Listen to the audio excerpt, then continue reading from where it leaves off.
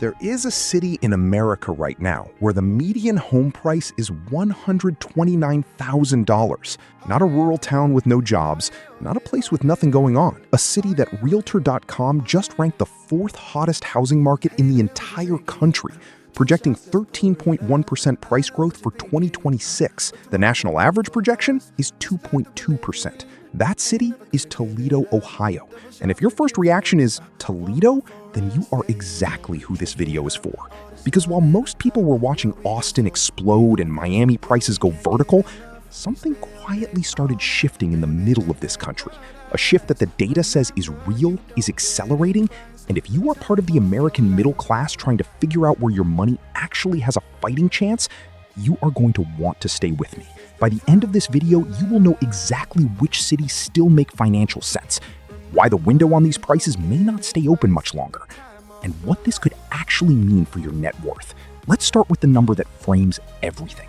The national median home price hit $414,900 in the fourth quarter of 2025, according to the National Association of Realtors. That is the average, which means half of American homes are priced above that.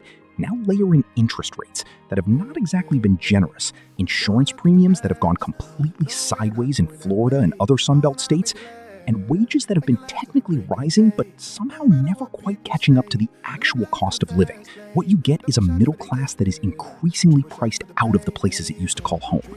Here is the part that does not get said enough. The National Association of Realtors tracks something called the Affordability Index. A score above 100 means a typical family earning median household income can still qualify for a mortgage on a median-priced home in that region. Right now, every single region in the United States is sitting below 100. Coastal markets, Sunbelt markets, all of them, except one. The Midwest Affordability Index is at 115.6, the only region left in America where the math still works for an average family. That is not a talking point. That is NAR data from 2026. So what is happening in the Midwest? Which specific city should you be paying attention to? And is this actually a sustainable opportunity or just a momentary gap before the same thing that happened everywhere else catches up? That is what we are getting into. Let's get specific. Because the Midwest is affordable is the kind of sentence that sounds like something your uncle says at Thanksgiving. Not something that holds up to scrutiny. It holds up. Start with the regional comparison. The Midwest median home price sits at $317,100 according to NAR data cited by Newsweek in March 2026. Compare that to $625,800 in the West and $514,600 in the Northeast. That is not a small gap. That is a completely different housing universe inside the same country. But medians can be misleading because they hide the individual city stories. So let's talk about what the mortgage actually costs. According to Zillow projections via Newsweek, a homebuyer in Pittsburgh is spending about 21.4% of median household income on their mortgage payment. Detroit comes in at 25.5%, Cleveland at 27.7%. These numbers matter because the standard financial guidance most people have heard is to keep housing at 28% or below. Midwest cities are hitting that benchmark. Most of coastal America stopped hitting it years ago.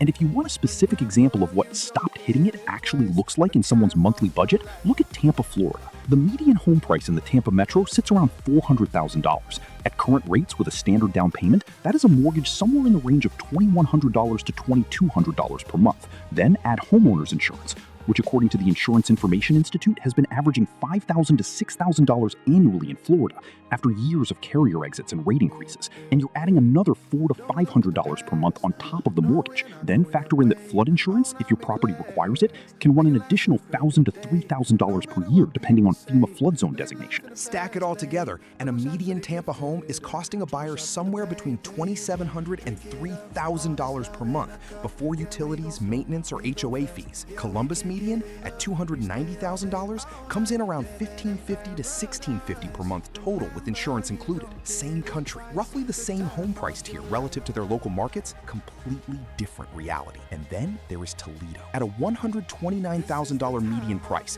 even at current interest rates, a standard 20% down payment puts your monthly mortgage somewhere in the range of $750 to $850. In a country where the average asking rent crossed $1,700 nationally, that is not just affordable, that is a completely different relationship with your paycheck. Now here is where it gets interesting. This is not just a Toledo store. Homes across Columbus, Indianapolis, Kansas City, and Minneapolis are all sitting in the $210,000 to $330,000 range, according to a Bank of America Institute study from December 2025, and people are starting to notice. Let's walk through the cities this video is focused on, because each one makes a different argument for why the Midwest shift is real. You already heard the headline number, $129,000 median, 13.1% projected price growth for 2026. Number 4 hottest market nationally, according to Realtor.com. Number 1 in all of Ohio. Here is what that 13.1% actually means. It means Toledo is growing at nearly 6 times the national rate, which sounds like a warning sign, until you realize that even after 13.1% growth, the median would still be sitting somewhere around $146,000. The gap between Toledo and a coastal market is so large that years of above-average growth would still leave it dramatically underpriced relative to the national conversation. Toledo also benefits from something that does not show up in the price data directly. It is low flood risk, it sits near Lake Erie, and it does not have the insurance crisis that has been quietly destroying affordability in Florida, Texas, and parts of the Southeast. According to Redfin analysis from 2026, high flood risk areas in the U.S. saw a net domestic outflow of 29,027 people in 2024. Miami-Dade County alone lost 67,418 residents to domestic outflow. People are not just moving toward affordability, they are moving away from risk. Columbus is the city that kills the "but what about jobs" objection immediately. Redfin data shows Columbus home prices up nearly 4% year over year, with a median sale price of $290,000. That is real appreciation. That is a market that is moving. But the bigger story is Intel's roughly $20 billion semiconductor project being built outside Columbus right now. $20 billion. That is not a press release. That is capital, construction jobs, tech talent recruitment, and a decade-long economic anchor arriving in a city that was already growing. Columbus is the city where affordability and economic momentum are arriving at the same time. That combination is rarer than it sounds, and we will come back to why that matters in a few minutes. Here is why Kansas City matters to this story, even if you have no intention of living there. The Kansas City metro grew by 75,441 people from 2020 to 2025, with more than 11,000 people arriving last year alone, according to Fox 4KC. Zillow ranked it among the most buyer-friendly markets in the country for 2026. And Kansas City is in Missouri, not Ohio. That last part is the point. When Toledo and Columbus are moving, you can tell yourself it is an Ohio store. When Kansas City is moving too, and Milwaukee inbound interest is up 48%, and Minneapolis just flipped from net outflow to net inflow for the first time, and Minnesota appeared on United Van Line's top 10 inbound list for the first time ever, that is not a local anomaly. That is a regional reorientation. People are not discovering one city.